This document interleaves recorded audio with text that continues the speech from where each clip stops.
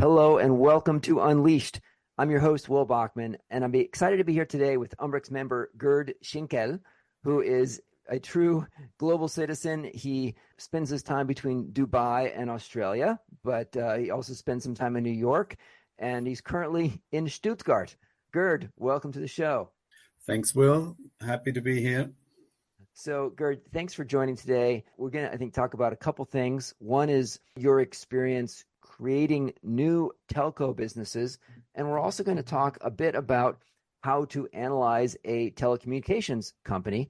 Umbrex has published a resource on how to analyze a telecommunications company that walks through 46 different analyses.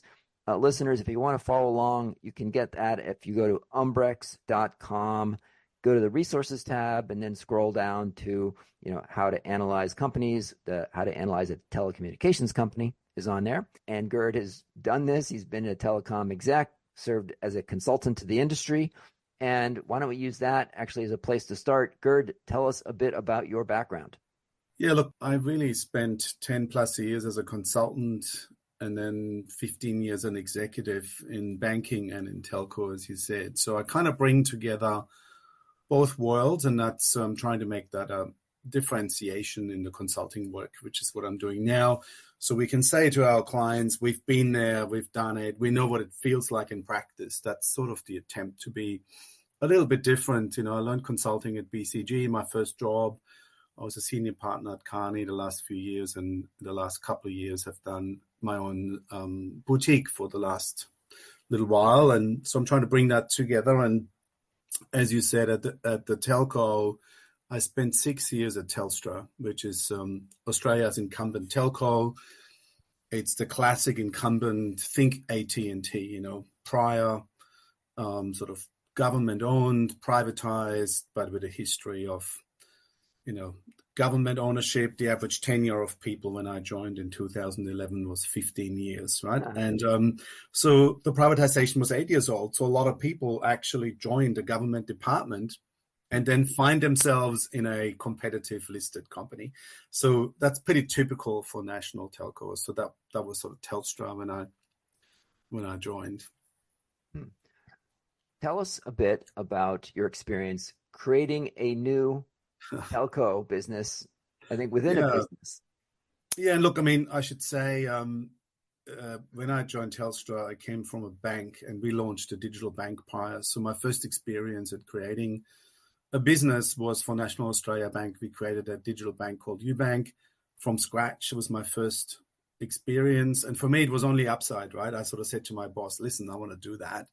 And if it doesn't work, I can go back to my old job. But if it does work, I'm going to have this experience. And it did work. I spent 3 years as the CEO. So I did have experience, although not in telco.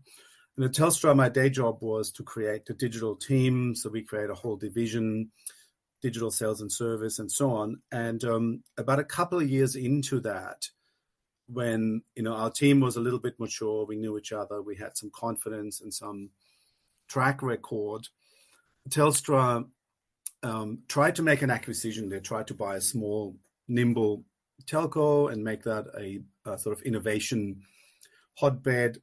For various reasons, that deal fell through, and it was a little embarrassing because it was quite public. And my boss at the time, on the spot, promised our board that we would build our own. And, you can imagine Telstra wasn't known for doing anything quick or cheap or good. And the board said to my boss, this is secondhand, he told me that afterwards, how long is that going to take if we build our own? And he just made up on the spot 10 weeks. So he rang me and said, listen, I promised this. Can we launch this telco in 10 weeks? And I said, 10 no. weeks. Yeah, 10 weeks. It actually was a blessing in disguise. And I'll talk about this was on a Thursday. And I said, no chance whatsoever, but I'll think about it over the weekend. So I then sort of tapped into... now you have 11 weeks. Well, so by Monday I said, look, I think we can give it a crack, right? So what we did is, firstly, there's a couple of learnings from the bank, but also, other sort of, you can read those things in textbooks. Firstly, if it's a project, it's not going to work, right? In big companies, people have lots of projects. if you add a project to their slate, which is difficult and uncertain like this one, nothing will happen. So one of my learnings is it has to be full-time, right? Those people's lives need to be this particular thing or it's not going to happen. So I took 12 people from my team and seconded them into this called it project. And I said, that's all you're going to be doing. You're going to be launching a telco in 10 weeks. And they loved it, right? I mean, this was an exciting thing. We then also made that an opportunity for a lot of other people to be seconded into their jobs. So people got promotions or, opportunities career-wise. So it was actually good for the whole team, but it was full-time. Then we used a consulting firm to supplement specialist skills, which is actually quite important if you're a consultant trying to help someone do that. We used Deloitte at that point. We had a relationship locally. Wasn't the cheapest, but in this case, time was more important than cost, right? And we had the relationship. So I rang my Deloitte partner and I said, listen, we need this. We need it on Monday and it needs to be a high quality team. Don't send the B team. And I actually said to him, the money is less important. We have money, we don't have time. So you can charge me good money, but it needs to be the A team. And he did. So we got specialist skills from Deloitte, and that was sort of technology architecture, people building website, actual doing things, right? Not advisory, coding, right? And then the other thing we did is we created a environment which was dedicated to this effort. And we did that at Deloitte. We didn't have time for anything else. If those people are at the corporate head office, they're going to be busy with all sorts of stuff. They had to be moved out. And we moved them into a room at Deloitte effectively. So from then on, it was all day, every day, building this telco. So that was the first sort of learning in how to set up this team.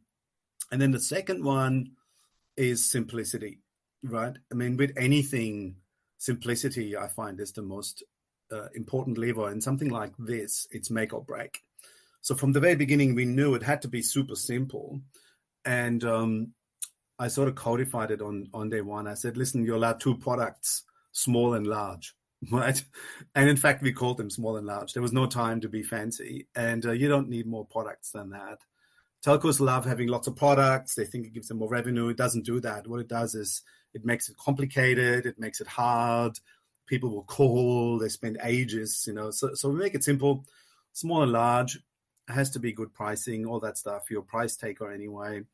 And it has to be high quality. So simplicity and high quality gives you low cost. This was a low cost telco, right? We started with fixed broadband, so ADSL at the time. Given we're a price taker, it had to be low cost to make some margin. It had to be high quality. So from the very beginning, we set those parameters for the team. And they know how to do their jobs, right? You don't need to really tell people how to do their jobs, but you have to say, it's got to be high quality. It's got to be simple, and it's got to be in 10 weeks, right? Everything else, you work it out, hopefully. And the way we described simplicity really was, we used a toaster as an analogy, right? I mean, back then and even today, if you buy broadband, some box arrives, there's cables, you got to plug them in, you got to find an adapter, you have to activate your account. This is crazy stuff, right? You're not making that much money in broadband. It's a few $100s a year. And I said to the team, when you buy a toaster, you plug it in, it works, right? It makes toast. You don't have to call. Wait a minute. I gotta just object here a little bit. I thought you were going to go in the different direction with this analogy, which is now, it used to be, you get a toaster and there would be one thing you could do. You could pull the lever down and that'd be it. You just put the bread in, pull the lever down. Yeah. But now you buy a toaster and they'll be like, all these different options. Oh, do you want it lightly toasted? Is it a bagel? Is it an English muffin? It's like different times, and it's so complicated. Microwave the same way. There's like 30 buttons on the microwave. Oh, are you microwaving fish or pizza? Yeah. It's so hard to find a microwave. I have one with just a simple dial. Like you turn it to 1 minute, you turn it to 2 minutes, little clock dial kind of thing. You just turn it and it goes. That's it. Like, keep it simple. There's so much competition, and they try to add all these features. So I love where you're going. I thought you were going to say the toaster. Let's make it like the old-fashioned toaster. No. Look, I mean, the feature proliferation is a cancer everywhere, right? Look at Microsoft Word or Excel. I mean, it's crazy. And And telco is no different. In fact, might be worse. But we use the old-fashioned toaster or shoe, a pair of shoes. Yeah. Laces are in the box. They might be pre-laced or whatever, but it's easy, right?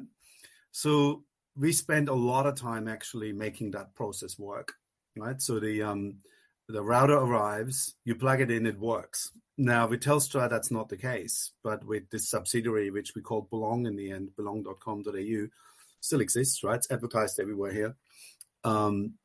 We had to work really, really hard to make it simple. And that's also the case, right? Simplicity is hard. So the team spent a lot of time on that. We had to really understand the processes of how does this actually work? Like there's 18 departments involved at Telstra to deliver this product. There's people in India activating the line. There's an outsourced warehouse in Sydney that sends the router, etc. So we had to figure out in detail what everybody's doing. And then we had to reassemble all of these components to make it work like a toaster, right?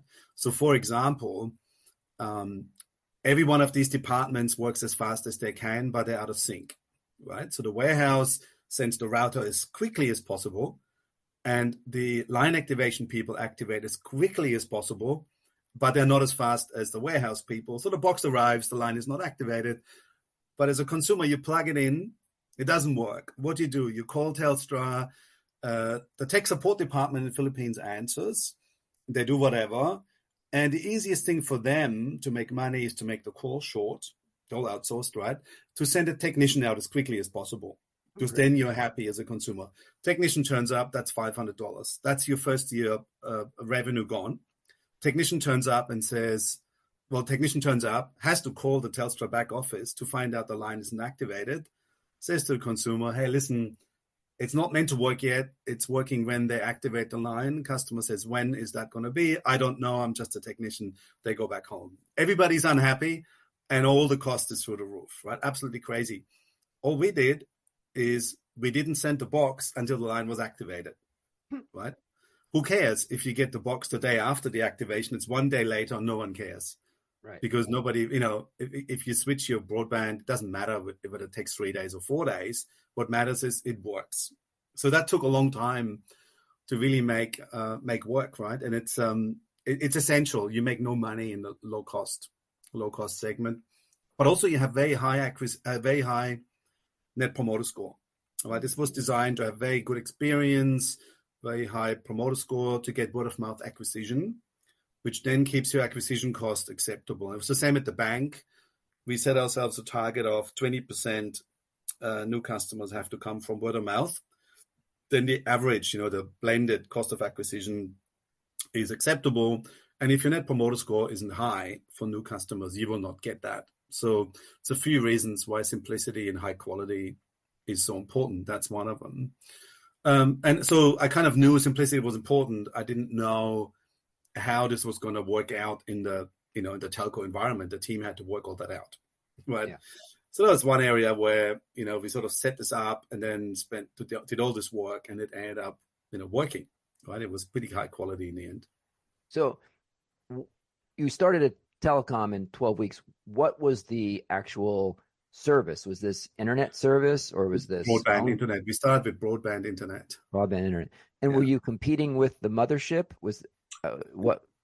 Well, that's also an interesting topic, right? Same as with the bank. When a large company does a sort of low-cost subsidiary, it's very political for that reason. So the strategy was to have a subsidiary that was competing with a low-cost segment. There was a bunch of providers in the low-cost segment. It was about $30 less per month compared to sort of the mothership.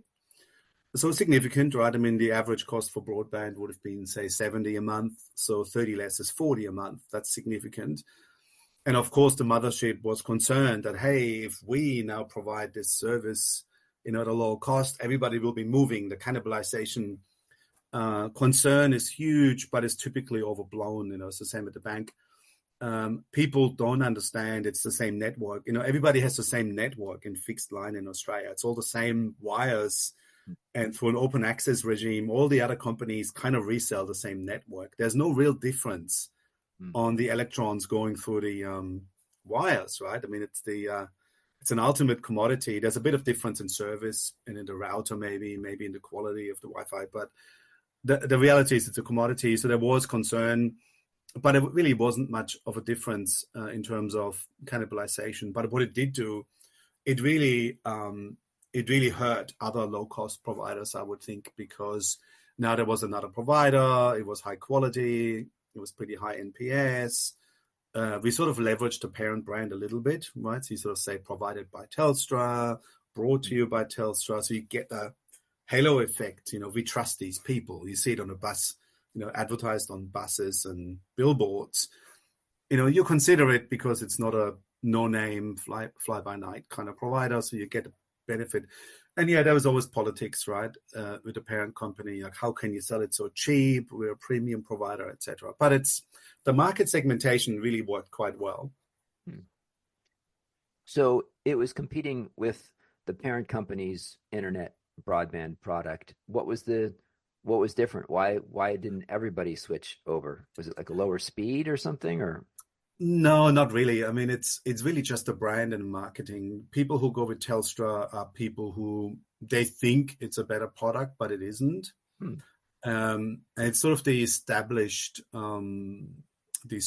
provider. It's the default choice, So Telstra extracts a premium for that, as it should. But the segment of people who would go for price, they would not have gone with Telstra anyway, right? They would have gone with a competitor in a low cost segment. So in a way, it was almost 100% accretive for Telstra. Wow. And how did you do the branding in 10 weeks? You come up with a different, like a sub brand of the company, and you had to design a logo and a brand language. Tell us about that process. Well, you have to dig deep, right? I mean, over that weekend, I just thought about who do I know, right? I mean, it was pretty clear the Telstra marketing department was good, but it's big company marketing, right? They need huge budgets, lots of agencies. Nothing is quick. But there was a guy, Mark Collis, actually, who used to work at Telstra, and he had done a rebrand for the company a few years earlier. He is an amazing marketer. He's actually an artist now, I think. He really gets it. He's very good at figuring out consumer sentiment, and I thought he was excellent. So I rang him, and he joined the team. So he was one of the people who joined the team. And what happened is, because broadband is attached to the local exchange, right? It's kind of a local business where a suburb might have an exchange, and they might have ports available or not, right? Depending on what happens in that exchange. You need a physical port available to offer a service. And also the competitive dynamics are different, whether there's ports available or not. If there's no ports available, it's less competitive, right? And therefore Telstra doesn't care so much. But if there's ports available, Telstra does care that the other people don't get access or don't sell those ports. It's kind of first come, first served, effectively. So we knew we were going to market locally anyway. And in certain areas, we would spend more money because it was more competitive than in other areas. So, which is, a bit of a limitation for a new brand for the country. However, what the team did is they turned that into a positive. So Belong was the name that they came up with. And Belong was about belonging to your local neighborhood, right? There was this whole, we didn't execute most of that, but the whole idea was that we would tell people, hey, listen, this is about a local brand. You're going to be, the music on hold would be local music from local artists. The advertising would be with local shops, right? Sort of the local connection was the idea. And we actually launched with whitelists, right? Initially, we sort of said, hey, listen, it's only available in certain areas. So put your postcode in. If it's not available here, we're going to keep you on hold. We did that on purpose to sort of manage the scale up. So it wasn't available everywhere. And this kind of Belong was part of that, right? Belong to your local neighborhood, coming to your neighborhood soon. So the name Belong came from that. And like all these names, the bank we launched was called UBank. At first it's weird, but after a while it's like, yeah, of course, sounds great. And now it's been on bus shelters and everywhere. So it's a national brand. So they did create all of that. Bit of meaning behind the names, always important. Have to have a brand story. Tell me about regulations. Did you need to register with the government? Like, hey, here's this new company, and Was So it look, I mean, regulated or something? Or yeah, all of that. I mean, look, the parent company was already in the business, right? So we like with the bank, we took a lot of the existing, compliance machinery, which typically is quite good, right? I mean, people complain about compliance. It's not actually a problem because you get it for free, right? If you do a startup bank or a startup telco as a subsidiary, the benefit is you get all the compliance for free, right? All the legal department, you pay nothing for that stuff. And they tend to be very competent people. I have to say, in the bank, the lawyers were amazing. At a telco, all the compliance guys, government relations were very, very good, right? Top shelf, right? And so we made that for us. They really helped us to make this work. But there's always one or two things that you don't anticipate, right? And they get you at the end, and you have to find some creative solution. And the bank had a bunch of them. So did the telco. And I'm just trying to work out how much I can share. The telco, we had a particular situation because Telstra is a telco, not just a broadband provider. The telco license has a bunch of provisions, and it has to do with the monitoring you need to offer, for basically terrorism and illegal activity, right? And the monitoring of illegal activity requirement, the bar is higher for a licensed telco compared to just a broadband provider. And it's not broadly well known because it's very important and it's not talked about in the public too much. So we didn't know this existed until someone called us from the Telstra team. Hey, by the way, I'm so-and-so. My job is to do this. And we're like, oh my God, there's like 30 of them. We keep getting calls from people. I need to be across this. And I spoke to him and I thought, oh, this is a bit serious, right? They can't ignore that. So I rang our general counsel and I said, well, how serious is this? Like we're not going to have any customers, does it really matter if we just ignore that for a while? And she said to me, well, the fine is $10 million and loss of the telco license. So I thought, I don't think we can ignore that. And she goes, no, you can't. Now, we hadn't provided for that, right? There was something we had to do technically. We didn't know. And it was a week before launch, right? So at this point you go, all right, okay. What do we do? So the team went around, we called in a bunch of favors. So it turned out there was a particular technology we could use in the exchanges to do this, to comply, right? Like basically go in manually and put something on the wires, right? Which is okay because we have technicians. But we didn't have any of them in the country, but there was a guy in the UK and he had that thing in a suitcase and we could fly him in time. So we got this guy, we said to him, you got to get on a plane now, you got to fly down him now. We're launching on Monday. And, we had enough for 2 or 3 exchanges. So we launched in 2 local areas, which wasn't an issue because we were always going to launch, like I said earlier. So we flew the guy in and we were fully compliant, right? I mean, we talked to the government informally and they said to us, look, it's probably not an issue, but we can never let you off the hook. This is a law, right? Act of Parliament, the government, whoever the agency was, federal police, they can't give you dispensation from that law, right? They said, you're probably going to be okay, but you might not be. So we could not ignore that. And so luckily we found this technology in a guy in a suitcase with these particular things. And we tested it for a few days and it worked out okay. So in terms of regulation, you can do all your work up front. There's always going to be 1 or 2 things that you don't know about. They kind of happen towards the end. And then you have to be very flexible and agile and find a creative solution, right? So this was one of ours. I'm curious, you shared one really compelling anecdote about changing the whole initiation process to make sure the person didn't get the box before it was ready to be plugged in. Based on your experience at Telstra, were there any other kind of changes you made to customer service or operations or billing or communications? Billing, right? Yeah, billing is another one. We had to be a bit creative. It's less the case now, but at the time, pro rata was the poison for everything, right? So you sign up for your telco plan on the 8th of the month or whatever, right? So your first bill has 31 minus 8 days plus the next month. So you sign up for a $50 plan, your first bill is 73 and 65 cents. And of course, customers go, what the hell? I'm going to call these people. I'm going to find out what those bastards have done wrong, right? Yeah, right. No one can understand pro rata. It was the number one cause for complaints for Telstra and many other telcos because they advertise $50 plan, right? But the first bill is not $50.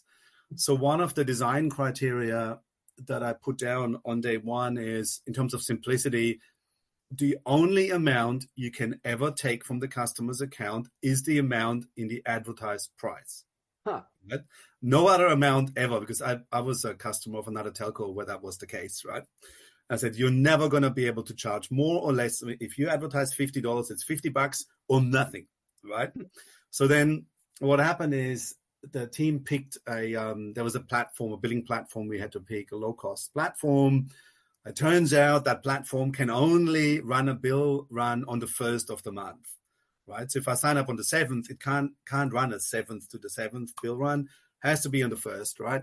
And to build pro rata and all that other stuff, it would cost $10 million in a year. We didn't have either. So we sat around at night going, oh, what do we do now, right? And then someone came up with this idea, which was quite brilliant because it cost nothing and was immediate. Hey, listen, we don't charge until the 1st of the next month. Who cares? Right? Because it's a fixed cost business. Yeah. But who cares, right? So you sign up on the 15th, you get free service for 15 days, and then we start charging you. And guess what? No one complained about not being charged those extra days, right? Cost us $0 and zero time to implement. And that's what we did. Just didn't talk about it. And it just, I mean, it's not even a financial, it's nothing, right? It doesn't cost us anything to provide the service. But it meant no complaints, right? And no phone calls. It was, I mean, certainly the lost revenue was probably less than the cost of all the phone calls. And, Yeah, but it's not lost revenue because you have no revenue and then you have revenue in 14 days. Right. Right. This is glass half full, half empty, right? A big company says, oh, we lose revenue. Small company says, we get revenue next month. I know, right? So if you have no back book in banking too, you have to think, glass half full, right? As opposed to taking customers for granted and saying, I was going to get them anyway, and now they're getting free service. No, it's the wrong mindset. Your mindset needs to be on the customer side with everything, right? The purpose of the team must be to get the best possible service and experience for customers. And yes, we're going to make a profit as well, right? But we're going to make a profit by giving you good service. We're not making a profit by scamming you or making it easier for ourselves. So the mindset was such that we came up with a solution that was good for customers and really not bad for the company anyway, right? That's cool. Any other examples like that? That's fascinating. Well, for the bank, there's a few more. But I mean, the other thing we did have to do is, the router configuration, right? So you had to configure the router with the customer's account, their password and whatever, which no one can do, right? I mean, you have to be an economist to do that or, whatever. So we went to the warehouse and said, can you do that for us before you send it out? And they said, no problem. It's like $3. $3 to open the box. And in the system, you can just enter, you just tell us what their, username and password is. We open the box, we type it in, off you go, $3 each. So we spent $3 each, right? So Telstra saved $3 each. We spent $3 each, but we didn't get any of the phone calls or truck rolls. And customers were happy. That was part of the toaster experience. I mean, it took a long time to work all that out. So, but $3 is nothing, right? I'm curious if any of these lessons filtered back up to the mothership. Well, some of them did because we also ran, the digital sales and service for the parent company. So not in exactly the same, template, but what we did for Telstra is we redesigned the moving home process, it was the most hated process. It had an NPS of -50, a churn rate of 85%. It was always late. It's a nightmare, especially, most customers had multiple products and they were all individual tech stacks and separate. Nobody even knew which departments were doing what. It was impossible. It's been outsourced for decades, multiple times through procurement. It took a long time, but we basically used that, start again, greenfields thinking, whatever the term is, there's an official term, the Elon Musk kind of thinking, say, hey, listen, assume we don't have any of that, how would we build it, right? And that's what we did for that moving home process. And we started with a very small percentage, and then we started rolling that out to everybody. And in fact, what we tried to do for the mothership is use our control of the channels to just impose a better process, because we didn't need any approvals, right? I mean, we could just, route the website orders wherever we wanted. So we just started routing them into the new process. And once we had evidence it worked, we would go to the other people and say, hey, listen, we can do this at plus 20 NPS at much lower cost. Why don't you start using it? So you convince the call center. Why don't you enter the order in the website instead of into Siebel? You kind of have this reversal where, the website becomes the internal interface for employees. And the same with mobile phone ordering. I was in Philippines watching them enter an order in Siebel for mobile phones. Customers did it themselves in 5 minutes on the website, right? Because we redesigned everything to be simple. But the agent, it took him 45 minutes with a customer on the phone to type the same order in. So then we said to them, hey, why don't you just type this order in the website? Right? I mean, because the customer typically looks at the website, then they call, the agent looks at the website, right? Because it's easier for them to read out the product rules from the website than the internal system. So why not type it in the website? We'll still get, you still get credit for the sale. We just built a little thing where we just, pay them the commission no matter where they entered it. And it was a lot easier. So in a way, it's a principle in a lot of this digital stuff. If you build something for self-service, consumer self-service, you don't need any training.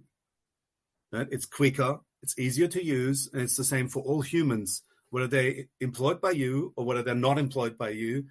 Get the people that are employed by you to use the easier interface, right? So that's kind of a principle we imported into Telstra as well. And it's always a bit harder, right? Because it's bigger scale, it's more complicated, and you have more politics involved.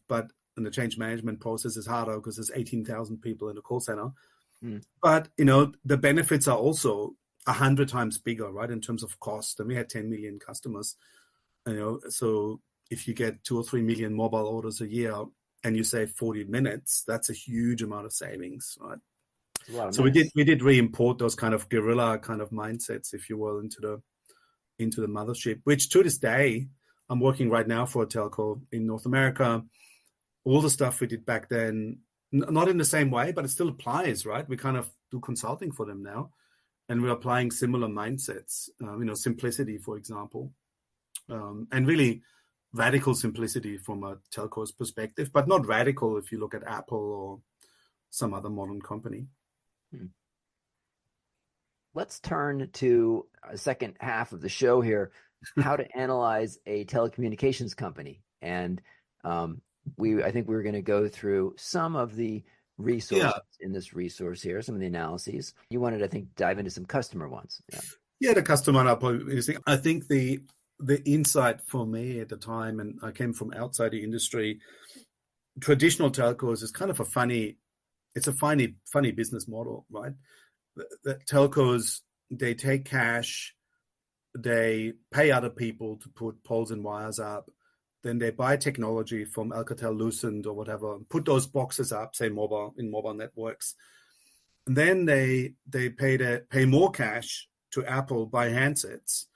And then they pay more cash to people to sell those handsets in stores, all commission driven mostly. And then they pay cash to other people to answer the phone for them, right? So it's really just a cash box, a very complicated cash box that turns all this cash into monthly subscriber payments. Right. So you spend billions of dollars. I mean, Telstra, I think the annual capex was $14 billion, right? Wow. And then you try to get it back in $50 lots from 10 million customers. That's a difficult business, right? And you have the benefits of incumbency in a growing market, all that stuff. But the capital intensity is a killer. And therefore, the return on capital tends to be average for telcos. I think the average globally over the long run is 8%, or 8 to 10, right? Maybe slightly better than airlines, but not as good as banks. And when you look at what can you do about it, well, you can do stuff on capital efficiencies. But on the customer side, telcos are far less customer-centric than banks, right? And that says a lot. And it's simply because they're network businesses where the customer is not even a customer, they're a subscriber, right? They're not a customer. They're really just a SIM card that gets access to the network. Telcos have no idea really who you are, whether you're married, whether you live, whether you own your home. They don't know anything about you. And therefore the customer centricity and the customer economics are very, very immature. So if you were to simply apply a standard cost of acquisition, customer lifetime value kind of regime, you can do a lot of good. And again, simplicity is a huge driver of that, because you get this virtuous circle of simplicity, low cost, high customer satisfaction, lower churn. The churn is huge, right? It used to be driven by handsets and iPhone releases. Churn is a killer. But that all happens because of the lack of customer centricity. So that mindset change is kind of easy to talk about. It's really, really hard to do for telcos because of that history. And, there's an obsession with ARPU. So there's a segment on ARPU, like average revenue per user in the analysis set. I don't like this term, right? Because it's not customer centric, because customers give you that money every month. And telcos do all sorts of stuff to obfuscate the actual cost per month. It's a little bit better now because of competition, but in the olden days, telcos charged you all sorts of fees, right? I mean, Telstra used to make $1 billion from SMS, 10 cents per SMS. And 3 or 4 years later, that was zero. Like that $1 billion was gone because of WhatsApp and everything else. So the usage fees have gone down quite a bit. Roaming used to be one of those crazy amount of bills, but that was imposed, right? So the question is, what's next? I really believe telcos need to work out how to provide access for free. There needs to be a free tier.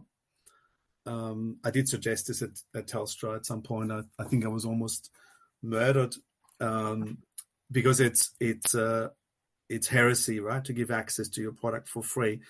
But if you're able to give free access to your network, then you're able to make money, right, no matter what happens. And so I think that's the problem telcos need to solve. So how do you do that, right? For a basic service, you make money on data, on advertising, on whatever, right? Like any other digital business. And telcos haven't had the pressure to do it, but they could. We ended up doing, on a very small scale, we offered free service for domestic violence victims. That was quite a nice interpretation of this goal. There's a lot of people that are subjected to domestic violence. They need a second phone that's secret from the partner. So we provided that for free as a company, which was great. Telstra is very good at those kind of things, I have to say. So we gave free access. I suggested we give free access to anyone who wants it. Basic service, because those people wouldn't buy from us anyway. They'd buy from low-cost providers. And if we manage to make a little bit of money, $10 a month for a very basic service, then you can make a lot of money for all the other people that are willing and able to pay for a premium service. So I would think about other ways of making money other than charging for access to your network. We experimented with some of them. One of them could be location data services, right? Pretty hot information, the location data for subscribers. It's been experimented with by telcos around the world. It's sensitive. Of course, you can't do it without consent, but it's highly valuable. But if you're a telco, you can ping every subscriber every few minutes and you get a pretty good idea where they are. Not super accurate, but you get some idea. That's extremely valuable. You could monetize that. And we did in a pilot fashion. We did that in Telstra. Other telcos have done it. I think one famous case study that's published is Vodafone at the Queen's Jubilee in London. They used the location data to optimize the buses. Where would the masses be, right? And they figured out actually they're over here, they're not over here. Let's move all those buses to where people actually are. And they use the location data from the network. All the networks have that natively, right? All the boxes they put up, they paid money for, they already know where you are with triangulation, pretty much. So that's an area that telcos could do a lot more with. And you go from there into other areas of data. What if the microphone was always on? Pretty interesting, right? What if you could turn it on with consent whenever you want it? It has to be opt-in. I can guarantee you, if you say to customers, it's $50 a month, but if I can turn your microphone on when I want, it's $45 a month. 30-40% want the $5. They don't care what you do. I can guarantee you that. Really? Oh yeah, maybe it's $8. $5. Privacy is cheap. There's statistics on, I can't remember the details, but there's surveys done on how much would I have to pay you for your passport details, which is the highest. About $50 is the going price. Driver's license, $15. This is not for nefarious purposes. This is sort of for marketing kind of purposes. So, if someone like Telstra with a big brand or AT&T was to say, listen, I'll give you a discount if I can listen in on whatever you're doing, 1 hour a month or whatever, people will do it. And what if I can turn the camera on and I combine that with location data? It's pretty amazing what you could do with that. That stuff is worth a lot more than some of the things telcos are doing. So I would go in that area because otherwise you're stuck with just raising more cash. Now you have to spend money on 5G, then 6G, right? It's just billions of dollars. And sort of $50, you get $45, you get $35. Your margin gets competed down. It's kind of a race to the bottom. So you need to break out of that. And the way you do that is with monetizing the customer base in a acceptable way, right? Yeah. I think. How would you go about analyzing a telco for how well they're monetizing their base? If not using ARPU, average revenue per user, I would separate out non-network access revenue per customer. So, what else are you selling? A lot of telcos try out different high value services. It tends to be not that great stuff like mobile phone, insurance, and the kind of weird services. But it's a start. So I would say anything that's not network access, assume network access will go down towards a marginal return on your capital, right? When I say zero, it's basically return on cost of capital, right? So if your cost of capital is 6%, that's what you're going to get from network access. It pays for the network, doesn't make you any money. So I would measure the revenue that's not from network access per customer, and I would incentivize the whole team to get that number up by 10% every year, right? And then you have to have very clear guidance not to do silly things, right? I mean, there's always the seduction of doing nefarious things. But, advertising, we experiment with location data. You could sell advertising to local stores, supermarkets, right? So if you walk past a competitor supermarket or you're going in there, the other supermarket would pay a lot of money to send you a message right at this moment. And I've done work for both supermarkets here. It's very competitive. They spend a lot of money advertising and marketing. They would give money to you if you have a unique access to those people, which you have as a telco. You have access to these handsets that no one else has. I can send an SMS to the entire country for free if I wanted to, or to you, or to all men, or everybody who happens to be in the street. Nobody else can do that. Maybe Apple to some extent. So you offer someone a lower monthly fee and say, hey, in return, you pay $10 less per month, but in return, you'll opt in to receive some advertisements here and there. Yeah, we experimented with that. So we did a separate app just to not to dilute the Telstra app. We built a local offers app. People like discounts, right? It's always about money. And we built an app. We got about 80,000 users in this trial. We signed up local shops here in Sydney, and they would send location offers. So you would opt in. I want to see offers for clothing, for alcohol, for whatever, movies, but not for this other stuff. Based on the category opt-ins, you would get local offers depending on where you live or where you are. Super popular, worked really well. It got stuck in politics, right? People argued who should own the P&L, right? But you could do that if the CEO decides that's what we're doing, that's what's going to happen, and it's very doable. That was years ago. You can do that today. Telcos have huge access to populations, and they also have good brands, right? I mean, they might not have high NPS, but the brand is known and is trusted. So the acquisition cost of that stuff, we did a little trial. We had 80,000 people, right? I mean, this was on the side. There wasn't even a proper budget. This was sort of a side project of the team. We had 80,000 people in a new app. So if you do it properly, you can get 1 million, 2 million, 3 million in a country like Australia with 20 odd million people. Do telcos typically, public telcos, do they typically report that split between network access revenue and non-network revenue? I'm not 100%. I don't think they would.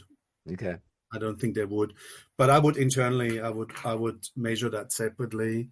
I mean, one of these innovation metrics people often use is revenue from new products introduced in the last 5 years. Similar to that, you just separate out and you value that dollar a lot higher than the other dollar. I think that's important, right? Because if they tend to be managed on ARPU, right? So how do you get your ARPU up by $1? ARPU is a super high driver of value in the short term. So how do I get another 50 cents or $1 of ARPU? Oh, I'm just going to mess with the mix of plans. I'm going to introduce another plan. I call it the ultra fancy super plan. I'm going to make it $58 instead of 56. It just adds complexity, right? So this short-term ARPU game leads to complexity, right? And then the next generation of management has to deal with that cost. I think that's a dead end and it's been played for decades. So you need to get out of that by valuing the non-access dollar of revenue higher. And the way you do that is with incentives and reporting and all the usual management tools.